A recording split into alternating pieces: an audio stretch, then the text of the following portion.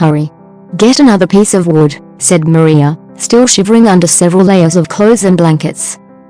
Calm down, sweetheart. The fire's still going strong, David assured her. We don't know how long this blackout will continue, so we need to conserve our wood.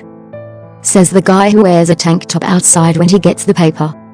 Who also happens to be the same guy who survived 4 days camping in a blizzard when he was 9, he retorted. Trust me, Maria. I know how to handle this. His words seemed to have little impact. Maria, his girlfriend of the past 9 months, kept shivering and hugging herself as though she'd been trapped in the middle of the Arctic. He did what he could to keep her warm, giving her the bulk of the blankets and letting her sit directly in front of the fireplace. That didn't seem to be enough, though. David began worrying more about her than the duration of the blackout. It had already derailed his plans for a romantic evening with his lover. 3 hours ago, Maria returned from an extra long shift at the hospital downtown where she worked as a pharmacist. He'd been waiting for her, ready to fire up the oven to cook her some salmon with a side of sweet potatoes. It was her favorite meal, one he'd hoped would make for a romantic Friday evening. He knew that a storm was rolling in, but didn't think much of it. Having grown up in Minnesota and endured more than his share of blizzards, he was better equipped than most. Then, before he could even turn the oven on, the power went out and their romantic evening fell apart. He could tell Maria wasn't in a very romantic mood. Having spent all her life in South Florida, she was not used to this kind of cold. The fact she wore so many layers just to drive to work showed that. This marked the first major blizzard she'd endured, and so far, she wasn't handling it well. My God. How does anyone live through this shit? Maria groaned. I knew I would have to adjust when I transferred here last spring, but not like this. You get used to it, David told her while hugging her a little closer. Not soon enough for a Florida girl, she said. Help, I didn't even see snow for the first time until I was 22 years old. I admit the novelty wears off quickly, but eventually, you harden to it. You even come to appreciate it. No offense to your hometown in Connecticut, but I'd rather be wearing my bikini on South Beach right about now. None taken, he said. If it helps, I'll go get your bikini out of the closet and we can pretend we're on South Beach. I appreciate the sentiment, Dave, but I'd rather focus on surviving. There's only so much I can pretend in this kind of cold. She rubbed her hands together and shivered again. She almost sounded panicked, as though the storm and the blackout would never end. David wasn't sure what more he could do for his lover. It was not a pleasant feeling, knowing that she was so uncomfortable and distressed. He kept trying to warm her up, hugging her closely and occasionally stoking the fire in the fireplace that he'd kept going for several hours. It was an unfamiliar situation for the both of them, and not just with respect to the weather. David knew he was in for a challenge when he met Maria. They weren't just from different parts of the country. They were from different walks of life. Her family was pretty affluent, growing up in the best neighborhoods in South Florida and never having to worry about snow or want. He and his family were a bit more modest, working blue-collar jobs, construction sites, and often braving the winter cold along the way. He'd been the first in his family to go to college, but still worked outdoors a lot as an industrial engineer. When he met Maria through an old roommate of his last spring, there was almost instant chemistry. She fascinated him and she was drawn to his rugged, hard-working persona. If anything, their differences drew them together. It helped their relationship progress quickly. They went from going on dates and swapping flirty texts to making love during their lunch breaks pretty quickly. He was willing to say he was falling in love with her.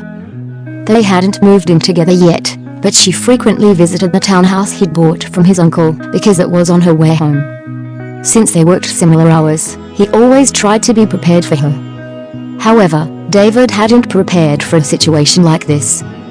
Having only been together for 6 months, it marked the first instance where everything they'd planned went to shit. Being snowed in with no power for who knew how long, it was kind of sobering having endured such a stressful situation together. I'm sorry, Maria, he said to her while gazing at the fire. Believe me when I say this is not how I wanted to spend this evening. I believe you, David. And don't apologize, Maria told him. I should be the one saying I'm sorry. I've been a pain in the ass since the power went out.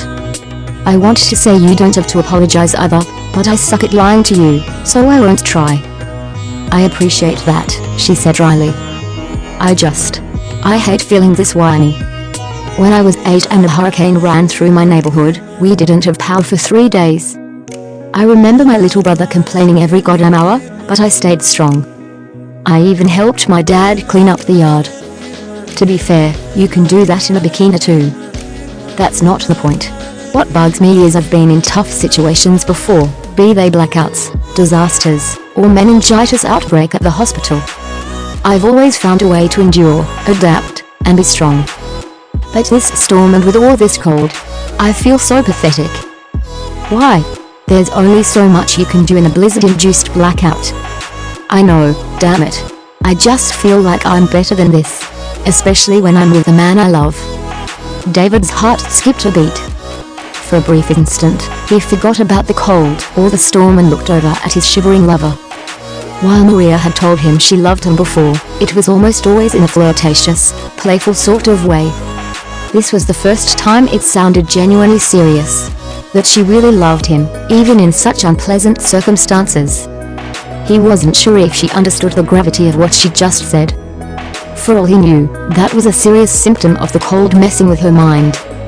Looking at her, though, his gut told him she meant it. That meant, for him, that he needed to do more. With renewed focus, David came up with a new plan to show Maria just how much he loved her. Just cooking her a good meal on a Friday night wasn't enough. Even in a darkened townhouse in the middle of a blizzard with only a finite supply of firewood, he needed to make a bold gesture. As he held his lover closer, a new plan came into place. You are better, Maria. You're better than any woman I know, he told her. That's sweet of you, David, she told him, but that doesn't make me any less pathetic. Don't mistake frustration for helplessness. They're not the same thing, no matter the situation. Helpless means you're out of options and there's nothing more you can do. Frustration means you just need to try a bit harder than you wish you did. The power is still out, the heater isn't working, and we've already eaten most of what we can't zap in a microwave. How are we not helpless? Because there's one option we haven't tried. One I didn't think would be appropriate, given the circumstances. Oh? Maria said curiously. Which one is that? David gave her a confident, yet suggestive grin. It was usually the look he gave her when he had something surprising or enticing for her. That sort of thing usually required elaborate planning on his part. This time, however, he intended to wing it. Without saying a word, he briefly let go of her and got up to retrieve another piece of firewood from the rack that sat next to their fireplace. He made sure to pick up a big one that would burn longer without much stoking. He needed that time for reasons that would soon become obvious to his lover. Upon putting it on the fire and letting it burn for a moment, he turned around to face his lover. Then, in what must have seemed foolish for their current situation, he stripped down to his underwear. David, Maria said, confused yet intrigued, as much as I enjoy watching you show off those manly muscles of yours, I'm still inclined to point out the danger here. I know. I'm willing to risk it, he told her, standing proudly before her in nothing but a pair of black boxers. That's what a man does for the woman he loves. Those fateful words had an impact. He saw it in her gaze. He tried to match her tone, showing that he was serious. He really did love her, so much so that he was willing to brave the cold for her. If the way her eyes were raking down his half-naked body were any indication, she got the message loud and clear. Stop me if my timing is off or if my idea is stupid, he continued. From where I'm sitting, it's looking less stupid by the second, Maria said curtly. Then, I don't have to be too crude when I tell you there's a more effective way to keep you warm, Maria. A way that should show you that you're worth braving any storm. Whether it's hot, cold, snowy, or dark. I'll be there to keep you warm. David spoke with more determination than he'd ever felt in his adult life. With the cold air blowing through his blacked-out townhouse, he knelt down and crawled into his girlfriend's grasp. In a gesture that showed how much she wanted his warmth, she opened up the blankets she'd clung to so desperately and welcomed him into her embrace. Then, with only the glowing light of the fire illuminating their surroundings, he kissed her passionately on the lips, allowing the heat from his body to mix with hers. Even though she still had multiple layers of clothing, that heat carried more meaning than that of the fire. From that meaning, David's gesture evolved into something greater. "David. So warm," Maria gasped. "I can make you warmer," he claimed. "I believe you," she said. "Tell me, though. Does it involve me taking off my clothes?" "Well, if you want to maximize the effects." David didn't even get to finish. He didn't have to because Maria was already eagerly removing the multiple layers of clothes that she'd so urgently put on after the power went out. He even helped her, pulling her sweater off over her head while she got out of her sweatpants. They remained under the blankets, so it was a bit clumsy and chaotic.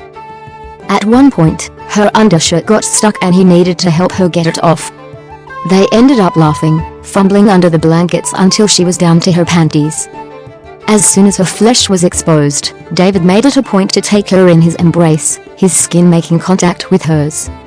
From that touch, a special kind of warmth emerged. "Oh, David," she purred, her hands eagerly clinging to his flesh. He grinned at her touch, already feeling her ample breasts pressing up against his chest. He'd always enjoyed that sensation, her smooth womanly flesh pressing up against his. They'd never had this much incentive to feel each other so closely. David went to work making the most of it.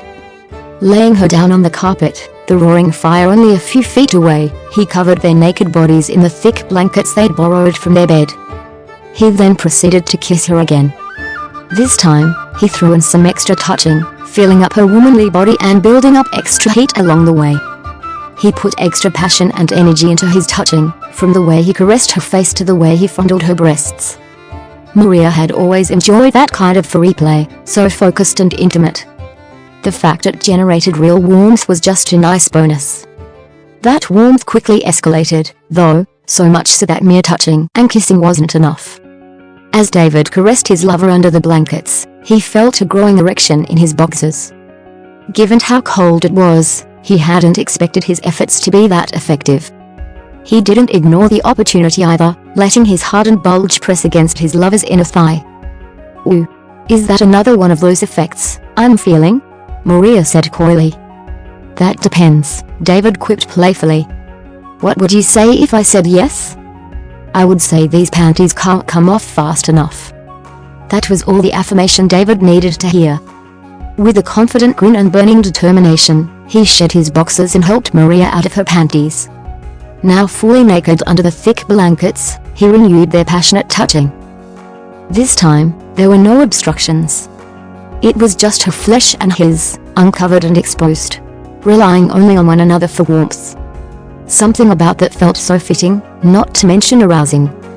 As their flesh touched and exchanged warmth, David felt his lover's arousal match his. The warmth from her body became a full-fledged heat, especially between her legs. Drawn to that heat like any sane man would in such cold, he positioned herself between Maria's legs. Again, she eagerly embraced him. Within that embrace, he entered her. "Oh, David," she gasped. "Maria," he gasped, descending into a passionate daze. At that moment, the act of keeping his girlfriend warm transformed into making love to her. Their bodies now entwined, David kissed her again. They began moving together, hard manly flesh meshing with hot womanly depths. It wasn't the kind of sex they often enjoyed in their more playful moments.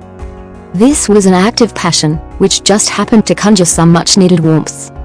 Fueled by that warmth and the passion that drove it, David made love to his girlfriend with the mindset that he was doing more than just proving his sincerity. He was keeping her warm, protecting her from the unforgiving cold. There couldn't have been a greater incentive for a man to love his girlfriend in all the ways she deserved. He took his time, maintaining a steady, yet passionate rhythm. Under the covers, his body shifted in accord with their shared desires, sharing deep kisses and fervent touching every step of the way. Such powerful efforts were so effective that David swore they worked up a sweat. That alone was an accomplishment, but hearing his lover moan in gleeful ecstasy was a far greater reward. "David, I love you," she said in the midst of such passion. "I love you too," he said to her without hesitation. There was no ambiguity. Given the circumstances of their situation, it felt so real. If he and Maria could profess their love in the middle of a storm when all their elaborate plans had collapsed, then there could be no further doubt. He loved her and she loved him back. He and Maria made love for as long as their desperate bodies allowed. On more than one occasions, he heard Maria cry out with that special euphoric moan, hinting that she had achieved that special peak. He shared in the ecstasy, eventually reaching his as well. By then, they were both fairly spent, having put so much energy and effort into creating the warmth that would protect them from the cold, among other things. Even after the lovemaking stopped, they remained curled up in each other's arms, sharing both warmth and passion. Maria wasn't shivering anymore, even as the fire in the fireplace waned in intensity. That assured him that his efforts had worked. He had kept his lover warm, just as he'd promised. He was content to lay naked with her under the blankets for the rest of the night, keeping each other warm until the sun rose. Then, after what must have been fate's idea of a joke, the power came back on. While it came as a relief, it was still somewhat jarring, and neither of them were ready for the moment to end. "Hey David?" said Maria, still curled up next to him. "Yes, darling," he said with a loving grin. "Mind turning the lights off while I put another log on the fire?" "Way ahead of you,"